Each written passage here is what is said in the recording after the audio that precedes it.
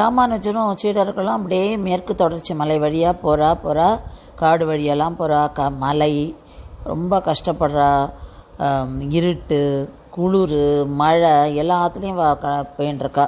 அப்போது ஒரு இடத்துல போய் ஒரு காட்டுக்கிட்ட தங்குறா. ஏன்னா அதுக்கு மேலே வாழலாம் முடியல, வாள் ரொம்ப டயர்டாயிட்டா எல்லோரும்.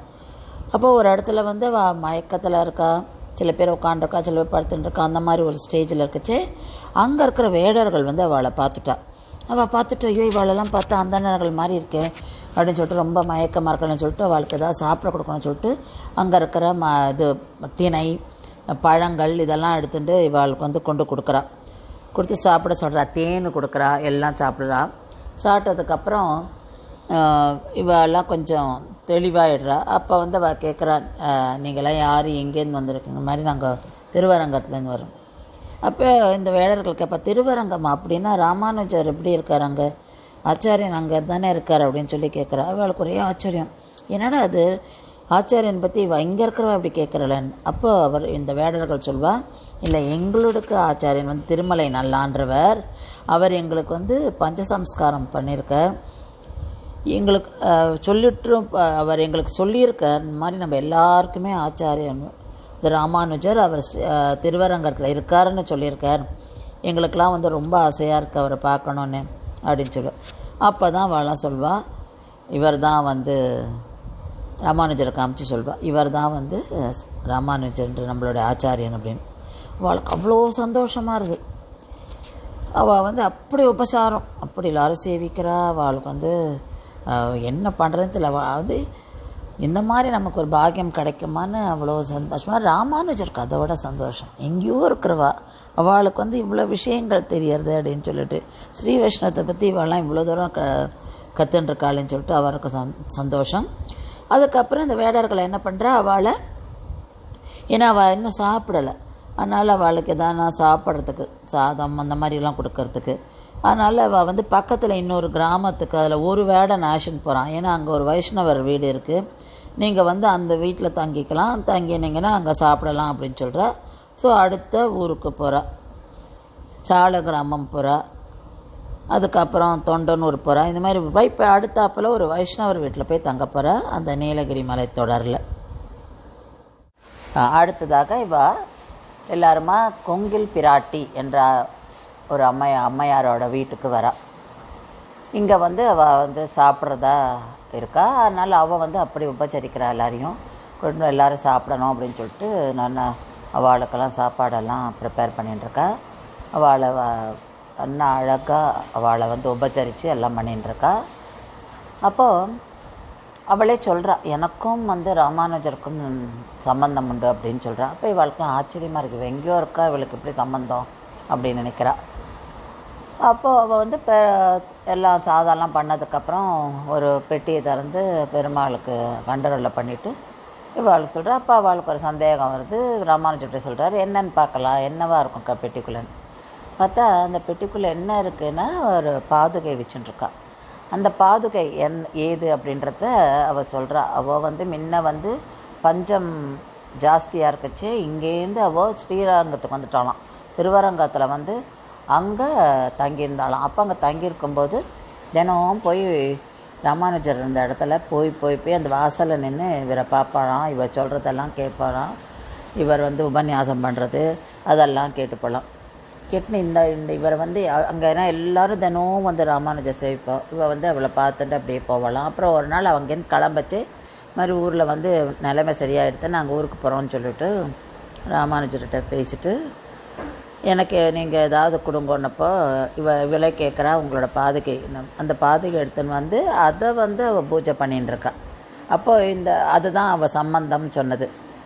அப்போ இப்போ அவள் கேட்குறா, நீங்கள் இப்போ கண்டுபிடிக்க முடியுமா அவங்களால இதில் யாருன்னு? அது சொல்ல, கண்டிப்பாக கண்டுபிடிப்பேன். அந்த பாதுகையே அப்படி வச்சுட்டு பாதங்களை பார்க்குறா.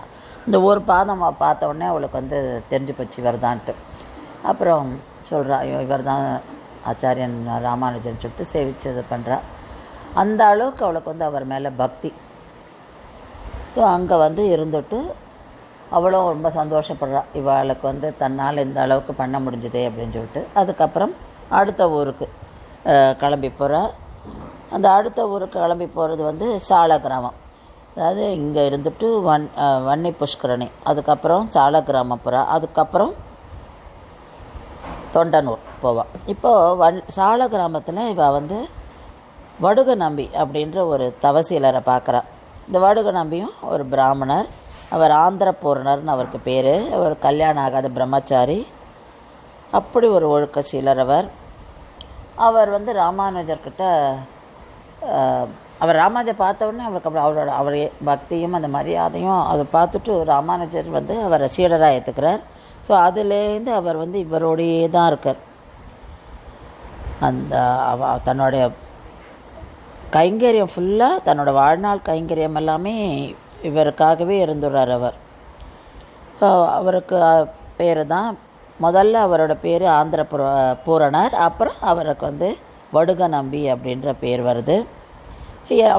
வடுக நம்பியும் இவாளுடைய கிளம்பி அடுத்த ஊருக்கு போகிறான்.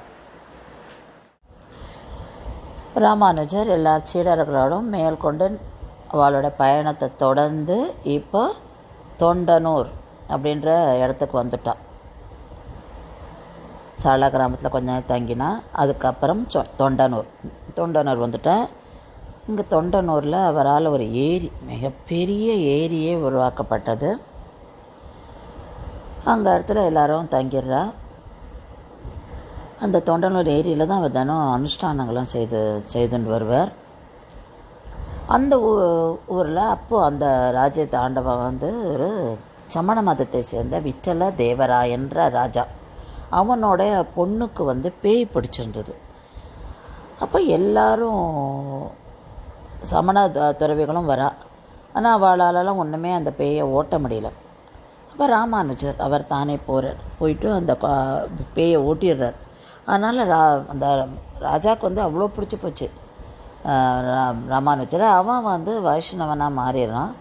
அவனோட பேர் வந்து விஷ்ணுவர்தனன் அப்படின்று மாற்றி வர்றார். இந்த விஷ்ணுவர்தனன் அது மாறினதுனால அந்த மீதி சமணர்கள்லாம் வந்து ராமானுஜர் மேலே கோவம் அவளுக்கு. அப்போ அவள் எல்லோரும் எதுக்குறா. அப்போ ராஜா சொல்லிட்டான், உங்களாலலாம் பண்ண முடியாதது அவர் பண்ணியிருக்கார், அவர்கிட்ட தெய்வ சக்தி இருக்குது, நான் அவர் பின்னாடி தான் போவேன். உங்களால் முடிஞ்சால் அவளோட நீங்கள் வந்து அவரோட வாதப்போர் வச்சுக்கோங்க, ஜெயித்து பாருங்க அப்படின்னு சொல்கிறார். இப்போ வாதப்போர் நடக்கும்போது எப்படி நடந்தது அப்படின்னா, ஒரு பக்கம் ராமானுஜர், இந்த பக்கம் இவாளான் சமணர்கள் அத்தனை பேர், நிறைய பேர், அதாவது ஆயிரக்கணக்கில் வரா. ஏன்னா இவரை வந்து இந்த ஸ்ரீ வைஷ்ணவ சித்தாந்தத்தை விடக்கூடாது அப்படின்னு சொல்கிறதுல ரொம்ப தீவிரமாக இருக்கிறதுனால நிறைய பேர் வரா. ராமானுஜர் அந்த பக்கம் நடுவில் திரை. இப்போ எல்லோரும் வாதத்துக்கு வர. அப்போ இந்த பக்கம் இருக்கிறவாள்லாம் பண்ணும்போது ராமானுஜர் பக்கம் பார்த்தா ஒரு 1000 தலை கொண்ட ஆதிசேஷ வடிவத்தோடு இருக்கிறது அவருக்கு தெரிஞ்சுதான். அவள் எல்லாரும் அப்படி பார்க்குறா. அவர் அந்த உருவத்தில் எடுத்துட்டார். அந்த உருவத்தை எடுத்துட்டு இவளோட வாதாடுறார், வென்றுடுறார். அதனால் எல்லாருமே ஸ்ரீ வைஷ்ணவத்துக்கு மாறிடுறா. அவள்லாம் சமணத்துலேருந்து ஸ்ரீ வைஷ்ணவத்துக்கு மாறுறா. ஸோ இந்த மாதிரி அவர் அங்கே அந்த கைங்கரியங்கள்லாம் பண்ணிட்டுருக்கார். அப்போ ஒரு நாள் அவர் எதிர்க்க இருக்கிற மலை இருக்குது, அந்த மலைக்கு பேர் யதுகிரி. அதை பார்ப்பார். அவர் ரொம்ப அப்படியே அது எல்லாமே அவருக்கு தெய்வம் தானே, தெய்வம் வணங்கின்றிருப்பார். அதை பார்த்து மலைச்சி போய் ரொம்ப ஆச்சரியமாக பட்டு எல்லாத்தையும் அப்படியே அனுபவிச்சுன்னு வந்தார் அவர். அப்போது அந்த யதுகிரி மலைக்கிட்ட இன்றைக்கி வந்து நம்ம சொல்கிற மேல்கோட்டை அப்படின்ற இடம் அங்கே இருந்தது. யதுகிரி என்னும் யாதவாத்ரி என்ற பெயர் இருக்குது. இல்லை அந்த மலையே இன்றைக்கி மேல்கோட்டை அப்படின்ருக்கு. ஏன்னா இன்றைக்கி மேல்கோட்டையில் பார்த்தோன்னாக்கா அந்த மலை மேலே ஒரு கோவில் ஒன்று நம்ம பார்ப்போம்.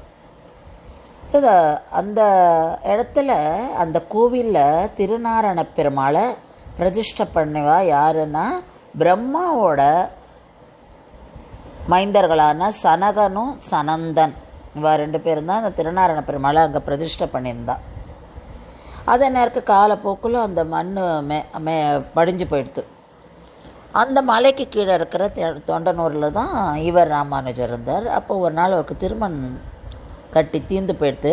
அதனால் அதை வந்து தேடணும், அவருக்கு திருமணம் இல்லாமல் இருக்க முடியாது. அப்போ பெருமாளே அவருக்கு வந்து கனவில் வந்து சொல்கிறார், இந்த மாதிரி நீ வந்து இந்த கல்யாணி புஷ்கரணி கரைக்கு இப்போ மலையில் ஏறினா கல்யாணி புஷ்கரணி கரை இருக்கும், அதுக்கு வா அங்கே கிடைக்கும் அப்படின்னு சொல்கிறார். அந்த ராஜாவும் இவளுக்கு ஹெல்ப் பண்ணுறான். அப்போ அங்கே போக பார்த்தா ஒரு திருத்துழாய் மரத்துக்கு கீழே ஒரு புத்தை பார்க்குறான். அந்த புத்து அதை புத்து மேலே இருக்கிற மண்ணெல்லாம் எடுத்துகிட்டு பார்த்தா அங்கே திருநாராயண பெருமாளோட விக்கிரகம் இருக்குது. இந்த விக்கிரகத்தை பார்த்த உடனே, அந்த திருமேனியோட அழகை பார்த்த உடனே அவருக்கு நம்மாழ்வார் ஞாபகம் வந்துடுது. நம்மாழ்வார் திருநாரணன் தாள் காலம் பெற சிந்தித்து உய்மீனோ அப்படின்னு ஒரு பாசுரம், அந்த இதை நினச்சிண்டு அப்படியே இந்த சம்சாரத்தில் தாண்டுற வாழ்க்கெல்லாம் எப்படி உடனே இந்த கடலை தாண்டணும்னா நம்ம எப்படி அப்படியே பெருமாள் திருவடியில் பிடிச்சிக்கணும்ல, அந்த மாதிரி எப்படி நம்மாழ்வார் சொன்னாரோ அந்த மாதிரி இவர் அந்த திருநாராயண பெருமாளோட திருவடிகளில்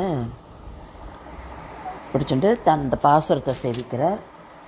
அப்புறம் அந்த விக்கிரகத்தை ஏழை பண்ணி கோவிலில் பிரதிஷ்டை பண்ணுறார்.